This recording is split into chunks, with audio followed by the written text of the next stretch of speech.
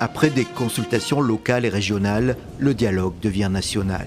Pour le colonel Assimi Goïta, homme fort du pays, ce dialogue intermalien pour la paix et la réconciliation nationale, son nom officiel, doit permettre de sortir le pays de la crise.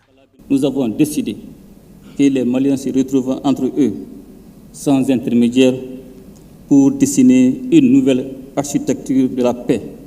Dans son adresse à la nation du 31 décembre dernier, il avait annoncé ces assises comme une réponse à la fin de l'accord d'Alger, signé avec les groupes séparatistes du Nord.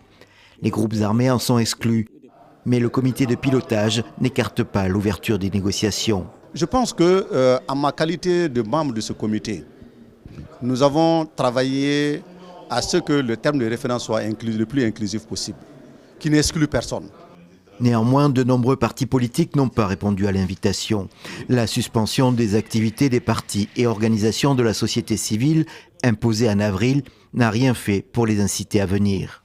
Ça nous a paru contradictoire de vouloir nous suspendre nos activités et vouloir nous faire participer au dialogue intermodal. Donc on m'a dit qu'il faut que le gouvernement soit conséquent et porte la responsabilité de sa décision pour que nous puissions dire clairement aux Maliens qu'ils ne veulent pas que les partis politiques ne participent pas au dialogue.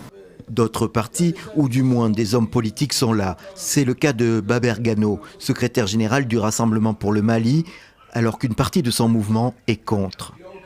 Ça fait partie des devoirs républicains d'un responsable politique, de participer au fora, aux réunions, au rassemblement des Maliens, pour pouvoir donner en tout cas la vision que tu penses avoir sur le Mali, sur les thématiques du Mali. C'est dans la participation qu'on peut influencer un débat. Mais si on ne participe pas, on ne peut pas influencer un débat.